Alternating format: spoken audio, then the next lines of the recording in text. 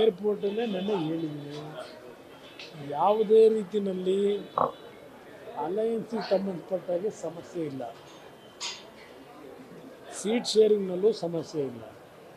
ನಮ್ಮ ಉದ್ದೇಶ ಇರ್ತಕ್ಕಂಥದ್ದು ಈ ಕೆಟ್ಟ ಸರ್ಕಾರ ಏನಿದೆ ರಾಜ್ಯವನ್ನು ಎಲ್ಲಿಗೆ ತೆಗೆದುಕೊಂಡು ಹೋಗ್ತಾರೆ ಅಂತಕ್ಕಂಥ ಆತಂಕ ಇದೆ. 28ಕ್ಕೆ 28 ಸ್ಥಾನಗಳನ್ನು ಗೆಲ್ಲಬೇಕು ನಾವು, ಇದು ನಮ್ಮ ಮೂಲ ಉದ್ದೇಶ ಇರ್ತಕ್ಕಂಥದ್ದು. ನಾನು ನಮ್ಮ ಮುಖ್ಯಮಂತ್ರಿಗಳಿಗೆ, ಯಾಕೆಂದರೆ ನಾನು ವಿಧಾನಸಭೆ ಕಲಾಪದಲ್ಲಿ ಭಾಗವಹಿಸಿಲ್ಲ, ಅಲ್ಲಿ ಭಾಗವಹಿಸ್ಲಿಕ್ಕೆ ಹೋದರೂ ನಾನು ಚರ್ಚೆ ಮಾಡಲಿಕ್ಕೆ ನನ್ನ ಏನೋ ಒಂದು ವಾಯ್ಸ್ಗೆ ರೆಸ್ಟ್ ಬೇಕು ಅಂತೇಳಿ ಡಾಕ್ಟ್ರಸ್ಸು ಸಲಹೆ ಕೊಟ್ಟಿದ್ದಾರೆ, ಮಾತಾಡಬೇಡಿ ಅಂತ. ಆದರೆ ನೀವು ಮಾತಾಡೋದಕ್ಕೆ ನಾನು ನಿಲ್ಲಿಸಬೇಕು ಅಂದರೆ ನೀವು ಬಿಡ್ತಾ ಇಲ್ಲ. ನಾನು ಮೊನ್ನೆ ಒಂದು ವಿಷಯ ಗಮನಿಸಿದ್ದು, ನಮ್ಮ ಮುಖ್ಯಮಂತ್ರಿಗಳು ವಿಧಾನ ಪರಿಷತ್ನಲ್ಲಿ ಅದೆಂಥದ್ದು ಅಮ್ಮ ತಾಯಿ 6,000 ಕೋಟಿ ಕೊಡೋ ತಾಯಿ ಅಂತ ಹೇಳಿ ವಿಧಾನ ಪರಿಷತ್ನಲ್ಲಿ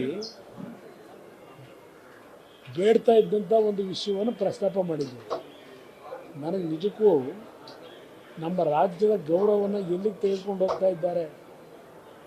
ನಾನು ಬಡವರು ಹಸುವಿನಿಂದ ಮನೆಗಳ ಮುಂದೆ ರಾತ್ರಿ 9 ಗಂಟೆಗೆ ಮನೇಲಿ ಊಟ ಆಗಿ ಉಳಿದಿರ್ತಕ್ಕಂಥದ್ದನ್ನು ಪಡೀಲಿಕ್ಕೆ ಏನೋ ಒಂದು ಆ ಹಸುವಿನ ನೀಗಿಸ್ಕೊಳ್ಳಿಕ್ಕೆ ಹೋಗ್ತಕ್ಕಂಥ ಕೆಲವು ವರ್ಗದ ಜನ ನಾವೇನಿಟ್ಟಿದ್ದೇವೆ. ಸ್ವಾತಂತ್ರ್ಯ ಬಂದು 77 ವರ್ಷ ಆದರೂ ಅಮ್ಮ ತಾಯಿ ಏನಾದರೂ ಕೊಡಿ ತಾಯಿ ಅಂತಕ್ಕಂಥದ್ದು ಕೇಳ್ತಾ ಇದ್ದೆ. ಆದರೆ ಇವತ್ತು ರಾಜ್ಯದ ವಿಧಾನ ಪರಿಷತ್ತಿನ ಕಲಾಪದಲ್ಲಿ ರಾಜ್ಯದ ಒಬ್ಬ ಮುಖ್ಯಮಂತ್ರಿ ಅಮ್ಮ ತಾಯಿ ಅಂತೇಳಿ ದೈನಸಿ ಥರ ಬೇಡ್ತಕ್ಕಂಥ ಸಿಚುವೇಶನ್ ಯಾತಕ್ಕೆ ತಂದ್ಕೊಂಡಿದ್ದೀರಿ? ಈ ರಾಜ್ಯದ ಸರ್ಕಾರವನ್ನು ಏನೊಂದು ಭಿಕ್ಷುಕರ ರಾಜ್ಯ ಮಾಡಿ ಕೊಟ್ಟಿದ್ದೀರ ಕೇಳಲಿಕ್ಕೆ ಬಯಸ್ತೀನಿ. ಇದೇಂಥದ್ದು ಬಿಲ್ ಬೇರೆ ಪಾಸ್ ಮಾಡ್ತೀರಿ, ನಾಚಿಕೆ ಆಗಬೇಕು ನಿಮಗೆ. ಇವತ್ತು ಕರ್ನಾಟಕ ರಾಜ್ಯ ಸಂಪತ್ತು ಭರಿತವಾದಂಥ ರಾಜ್ಯ. ಓನ್ ಟ್ಯಾಕ್ಸ್ ರೆವಿನ್ಯೂನಲ್ಲಿ ಕರ್ನಾಟಕ ದೇಶದಲ್ಲೇ ಮೊದಲನೇ ಸ್ಥಾನದಲ್ಲಿದ್ದೇವೆ. ಸ್ವಂತ ತೆರಿಗೆಯನ್ನು ಕಲೆಕ್ಟ್ ಮಾಡ್ತಕ್ಕಂಥದ್ರಲ್ಲಿ ಮೊದಲನೇ ಸ್ಥಾನದಲ್ಲಿದ್ದೇವೆ. ಹಣದ ಕೊರತೆ ಇಲ್ಲ. ನಿಮ್ಮ ಲೂಟಿಯ ಒಂದು ದಾಹಕ್ಕೆ ರಾಜ್ಯದ ಖಜಾನೆ ಖಾಲಿ ಮಾಡ್ತಾ ಇದ್ದೀರಿ. ಗ್ಯಾರಂಟಿಯಿಂದ ಖಜಾನೆ ಖಾಲಿ ಆಗ್ತಾ ಇಲ್ಲ. ಗ್ಯಾರಂಟಿ ನೀವು ಕೊಡೋದ್ರಿಂದ ಖಜಾನೆ ಖಾಲಿ ಆಗಲ್ಲ. ಖಾಲಿ ಆಗ್ತಿರೋದು ನಿಮ್ಮ ಶ್ವೇತಾಚಾರ. ಕೇಂದ್ರ ಸರ್ಕಾರದ ಮುಂದೆ ಪದೇ ಪದೇ ಕೆದ್ಕೊಂಡು ಹೊರಟಿದ್ದೀರಿ. ವಿಧಾನಸಭೆ ಕಲಾಪದಲ್ಲಿ ಅಮ್ಮ ತಾಯಿ ಕೊಡು ತಾಯಿ 6,000 ಕೋಟಿ ಅಂತ ಬೇಡ್ತಕ್ಕಂಥ ಇಂಥ ದೈನಸಿ ಪರಿಸ್ಥಿತಿ ದೂಡ್ಕೊಂಡಿದ್ದೀರಿ. ರಾಜ್ಯದ ಜನತೆಗೆ ಅವಮಾನ ಮಾಡ್ತಾ ಇದ್ದೀರಿ. ಇದು ಮುಖ್ಯಮಂತ್ರಿಗೆ ಶೋಭೆ ತರ್ತಕ್ಕಂಥದ್ದಲ್ಲ.